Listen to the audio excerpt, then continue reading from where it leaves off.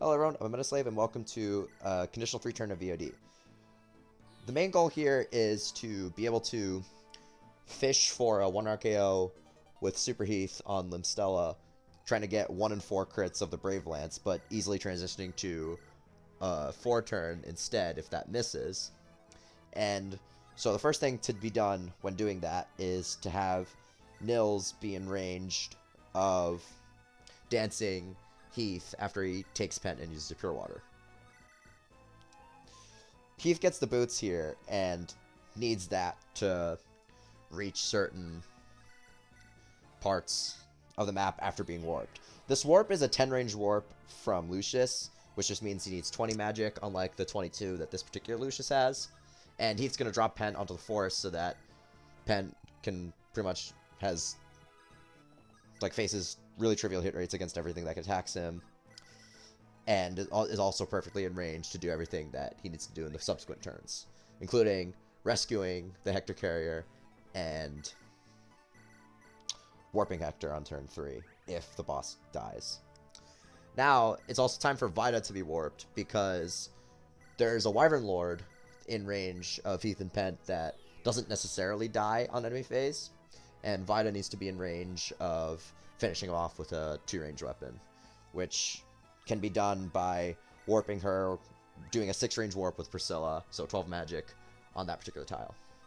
Then Hector gets picked up by Hawkeye, who is the bulkiest Hector carrier that isn't Heath, which really comes in handy when it comes to surviving turn 2 enemy phase.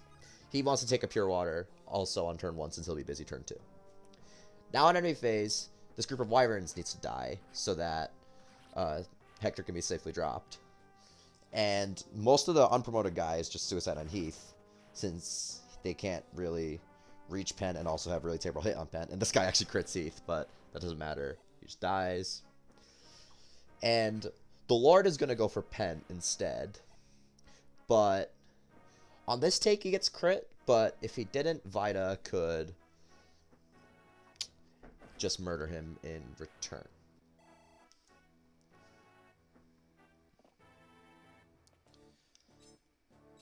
That hero, because he's using a light brand, does tank Sverina, who got the Pure Water boost. Like I alluded to earlier, all these enemies that try to go for Pent or Heath just have trivial hit rates, especially when they go for Pent, who's on the forest. Which is nice, because I may need to spend 2 subsequent turns having Pent just chill there. I baited this Berserk guy to go for Vida over Heath or Pent because the minimum distance from her forces the hit rates to be lower than they would be if she went for Heath or Pent. And it's even worse if it goes for Heath or Pent than it is if it goes for Vida. Since I think Vida getting Berserked could be slightly more workable. I don't know, I've never really tested. Because the Wyvern Lord died, Vida can just kill the Berserk Bishop instead. She technically faced crit there, but she still would have lived. She just would have been at 2 HP. Nils uses Nils' Grace on Hawkeye to make him even more comically bulky. This Hector that is about to get dropped is a little undertrained compared to what the stats he might want for another chapter. But enemies don't go for him, so it's fine. Lucius warps Hawkeye onto the peak, again with the 10 range, which is perfectly in range for Pent to rescue him from the forest. This Pent has 20 magic though, so it looks like it's one below Pent's max range. So now Hawkeye, well, first the Flyers are gonna get themselves in range of doing things that need to be done on turn 3, including trade chaining Warp to Pent and recruiting Renault. Once again, I do this trivial Nils shuffling, and I get Merlinus in position for warp trading.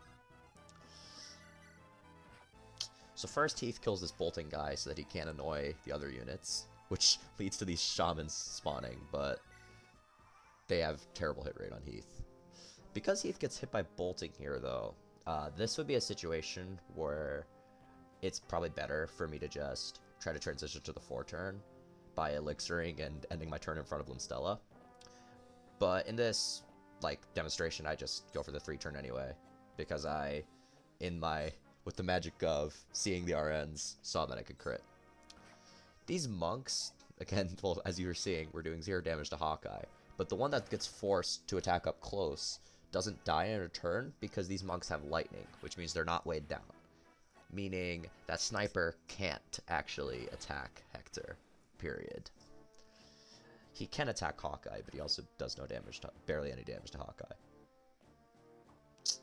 Heath just murders these shamans in her turn. They have, like, displayed 24 hit rate, even on a pretty average Heath.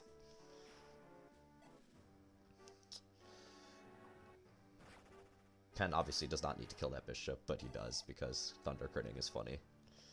And Vida, it's a good thing she didn't get crit by Aura because she needed to take that purge. And while these ballista go for Hawkeye, they wouldn't have actually done anything to him.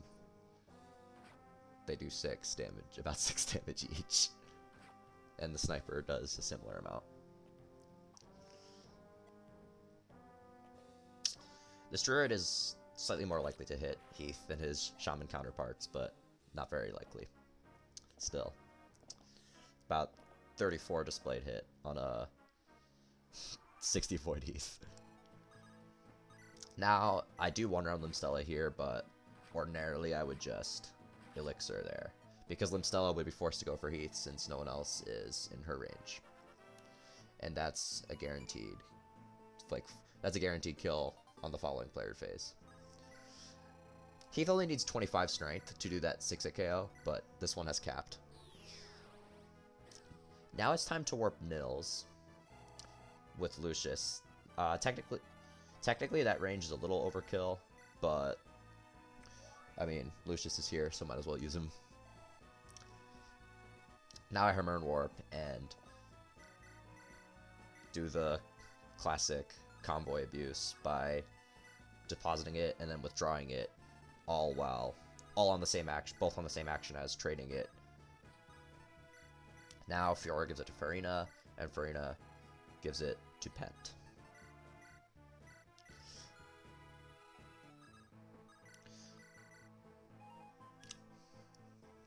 And now Vida can reach Renault. Technically, if I had wanted to get Sets Latani, I could have used Florina to get Renault, but I didn't care enough. Pent warps Hector since the Florina is available. And he gets yet another magic level up here, but that's completely unnecessary, obviously. And that is VoD in 3 turns. I will see you next time.